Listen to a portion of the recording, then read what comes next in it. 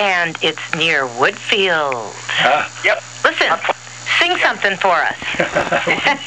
You know what? I want everybody out in your audience to join this, and I know this is a song everybody likes, so I hope you guys in there at the studio will do the same. Oh, you better watch out. You better not cry. You better not pout. I'm telling you why. Why is that? Santa Claus is coming to town. To town. Yes, he's making a list. Checking it twice. Gonna find out who's naughty or nice. Santa Claus is coming to town. He sees you when you're sleeping. He knows when you're awake. He knows if you've been bad or good, so be good. For goodness sake. Oh, you better watch out. You better not cry. You better not pout. I'm telling you why. Santa Claus is coming. Santa Claus is coming. Santa Claus is coming to town. Take it, Laura. You know what? I wanted to sing Santa You're doing Merry Baby. Christmas, Mr. President, almost. I wanted to sing Santa Baby, but I didn't practice up. I sing that real good, but I needed about a week's worth of practice. So maybe next year, Jimmy will come on and we'll sing Santa Baby. That'd be a fun thing to do. Let's try that. Listen, Jimmy, this inquiring mind wants to know when you're going to record Jimmy Damon Sing Sinatra for the holidays. Well, believe it or not, there's a couple of people who are sponsors that are approaching me about doing a new CD. So as soon as I get that worked out, I think that's going to be part of what we do. I think that would be fabulous, don't you guys? Absolutely, you're kidding. Listen, Jimmy, we want to thank you for coming on the Laura Dion-Jones Show to help us welcome Christmas 2010, and we want to wish you a very happy New Year, and I hope you keep in touch, and if there's some way I can come and drag the boys over to the Prime Steakhouse next Wednesday night after the show, we will be there. Do we just mention your name at the door? Mention my name at the door, and just get in your car and head over there. We're with the band and Jimmy. Merry Christmas, sweetheart. Thank you for coming on. Thanks for taking the time. Sure. God bless everybody out there, and a happy Merry Christmas. We'll see you next time. Next week. Bye-bye. Bye. You're listening to the Laura Dion-Jones Show on WRMN, 1410 AM. And you know what? If you've got something to say, call in and say it at 847-931-1410. And we want to get back to our conversation with our in-studio guest, Daryl Gar, local legend and cookbook author. So listen, tell us about being a host family for the Kane County Cougars. That makes you a sports philanthropist in my book. Well, in 1993, I saw an article in the paper where they were looking for host families because that was the program that they were trying to promote. Mm-hmm. And up to that point, I'd had foreign exchange students, and 2 from the Netherlands and 1 from Argentina. Wow, cool. And they were 16-year-olds, and of course you have to father 16-year-olds, and they weren't allowed to drive and things like that. So I said, you know, Cougars probably would be easier. And so I called, and I said I could take 1. And so as it turned out, we ended up with 3. Yeah. At once? Yeah, and No it grew kidding. from there. Boy, I bet that was fun, though. Oh, yeah. Well, we had 34 and 11 years, and we had probably 6 or 7 repeats. You know, like 1 was there for 2 full seasons. This is like Bull Durham guys, right? Kane County Cougars, right? Yeah. I like the Bull Durham guys. Low A. Yeah. Low class A. When the repeats were in luck of the draw, they requested to come back to you because they want to go back to Daryl Gar's house. You had one story with Nate Robertson who's injured. You have him a second year because he's injured, do you not? I did. Yeah.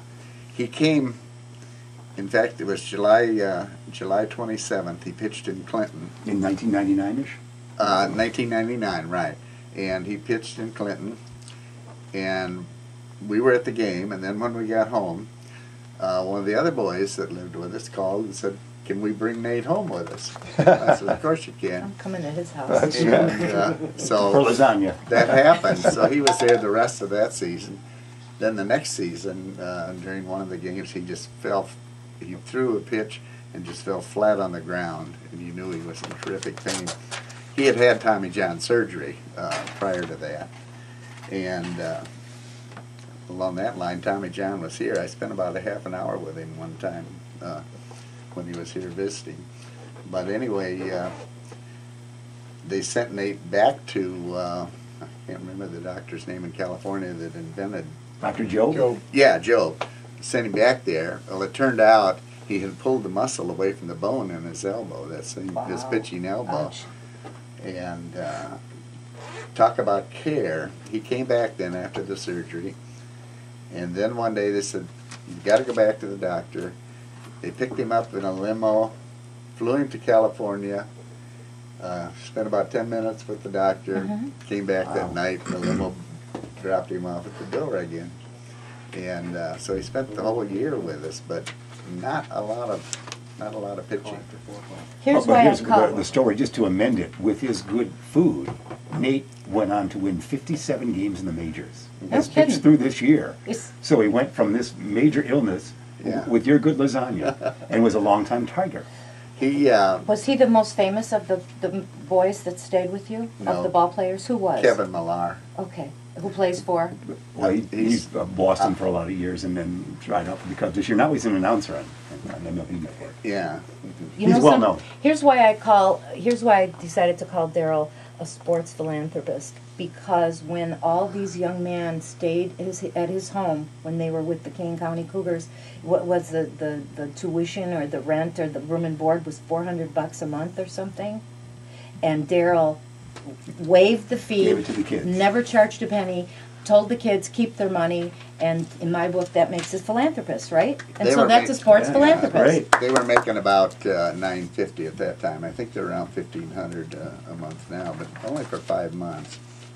It depends on what kind of bonus they got for signing purposes. But that was so nice of you to just tell them, keep your money, Well, boys. yeah, and it's a people thing. They needed it. Daryl, Nate Robertson was making $950 a month, $1,000 a month. He signed a contract, a couple of years ago. What did he sign that contract for? He just finished the 3rd year of that contract of $21.5 million for the 3 years. I have chills. It is. And he won about 9 games. Yeah, and he was For the last 3 years. He came back about 2 years ago. He came back as a speaker. The football coach, the baseball coach at Neuqua Valley High School over by Naperville, runs a winter banquet every year. And Nate was the speaker along with Bob Feller, of all people. Ooh. And so I got to meet Bob Feller too. And Nate showed up at my door. And I knew he was going to be the speaker. He didn't call, he didn't do anything. And it was making me a little Nervous? upset. And all of a sudden he showed up at my door. So we went to the banquet and everything, had lunch first, and then went to the banquet in the evening. Just an absolutely super kid. Did you feed him? No, Listen, do you still take these? Are you still a host? no. Host family? Oh, no. 2003 was the last. Really? Really? How come? I got to be a real chore. Did it? Old age is catching up with me. Maybe you could hire somebody to help you cook. Maybe you could teach the No. boys how to You cook. went to Nate's wedding, isn't that right? I Nate's, did. when was that at? He got married at Disney World. Oh my, a Yeah. dream. So we went down, sweetheart of a wife, and the next day before he even went on his honeymoon, then he got traded to Detroit, Oh yeah.